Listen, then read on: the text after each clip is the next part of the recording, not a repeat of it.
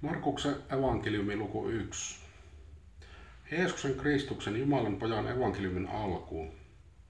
Niin kuin on kirjoitettuna profeetta Esaian kirjassa, katso, minä lähetän enkelini sinun edelläsi, ja hän on valmistava sinun tiesi. Huutavan ääni kuuluu erämaassa, valmistakaa Herralle tie, tehkää polut hänelle tasaisiksi. Niin Johannes Kastaja saarnasi erämaassa parannuksen kastetta syntien anteeksi saamiseksi, ja koko Juudean maa ja kaikki jerusalemilaiset vaelsivat hänen tykönsä, ja hän kastoi heidät Jordanin virrassa, kun he tunnustivat syntinsä. Ja Johanneksella oli puku kamelin karvoista ja vyötäisillä nahkavyö, ja hän söi heinäsirkkoja ja metsähunajaa.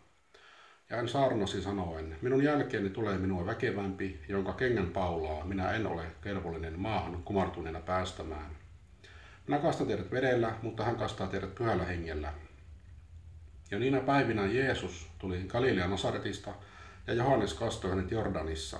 Ja heti vedestä noustessaan hän näki taivasten aukeavan ja hengen niin kuin kyyhkysen laskeutuvan häneen. Ja taivaista tuli ääni, sinä olet minun rakas poikani, sinun minä olen mielistynyt. Kohta sen jälkeen henki ajoi hänet erämaahan, ja hän oli erämaassa 40 päivää, ja saatana kiusasi häntä. Ja hän oli petojen seassa, ja enkelit tekivät hänelle palvelusta. Mutta sitten kun Johannes oli pantu vankeuteen, meni Jeesus Galileaan ja saarnasi Jumalan evankeliumia ja sanoi, aika on täyttynyt ja Jumalan valtakunta tullut lähelle. Tehkää parannus ja uskokaa evankeliumiin. Ja kulkiessaan Galilean järven rantaa hän näki Simonin ja Andreaan, Simonin veljen, heittävän verkkoa järveen, sillä he olivat kalastajia. Ja Jeesus sanoi heille, seuratkaa minua, niin minä teen teistä ihmisten kalastajia. Kohta he jättivät verkot ja seurasivat häntä. Ja käytyään siitä vähän eteenpäin hän näki Jaakobin, Sebedeuksen pojan ja Johanneksen, hänen veljensä, heidätkin venheessä, laittamassa verkkojaan kuntoon. Ja kohta hän kutsui heidät ja he jättivät isänsä Sebedeuksen palkkalaisineen venheeseen ja lähtivät seuraamaan häntä. Ja he saapuivat Kapernaumiin ja hän meni kohta sapattina synagogaan ja opetti. Ja he olivat hämmästyksissään hänen opetuksestansa, sillä hän opetti heitä niin kuin se, jolla valta on, eikä niin kuin kirjanoppineet. Ja heidän synagogassaan oli juuri silloin mies, jossa oli saastainen henki, ja se huusi, sanoen, mitä sinulla on meidän kanssamme tekemistä, Jeesus Nasaretilainen?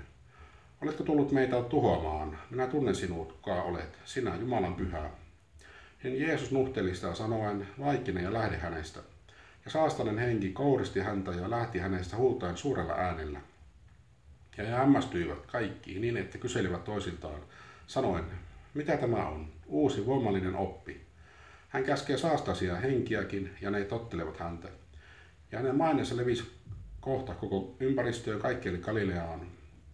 Ja tultuaan ulos synagogasta he menivät kohta Simonin ja Andrean taloon Jaakobin ja Johanneksen kanssa. Ja Simonin anoppi makasi sairaana kuumeessa. Ja kohta he puhuivat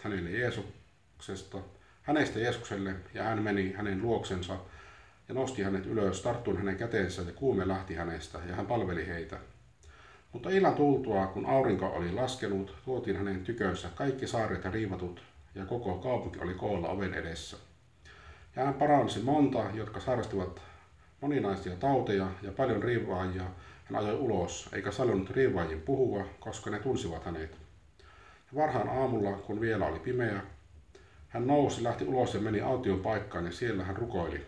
Mutta Simon ja ne, jotka olivat hänen kanssaan, riensivät hänen jälkeensä, ja löydettyään hänet he sanoivat hänelle, kaikki etsivät sinua. Ja hän sanoi heille, menkäämme muualle, läheisiin kyliin, että minä sielläkin saarnaisin, sillä sitä varten minä olen tullut.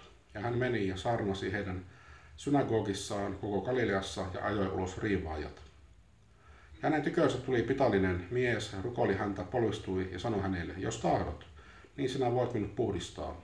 Niin Jeesuksen kävi häntä sääliksi, ja yöntäen käteensä hän kosketti häntä ja sanoi hänelle, minä tahdon, puhdistu. Ja kohta pitali lähti hänestä, ja hän puhdistui. Ja varoittaen häntä ankarasti, hän laski hänet menemään ja sanoi hänelle, katso, et puhu tästä kenellekään mitään. Vaan mene ja näytä itsesi papille ja uhraa puhdistumisestasi se, minkä Mooses on säätänyt, todistukseksi heille. Mutta mentyä pois, tämä rupesi laajalti julistamaan asiasta tietoa levittämään niin, että Jeesus enää saattanut julkisesti mennä kaupunkeihin, vaan oleskeli niiden ulkopuolella autioissa paikoissa ja kaikkialta tultiin hänen tykönsä. Se oli luku 1. Markuksen evankeliumi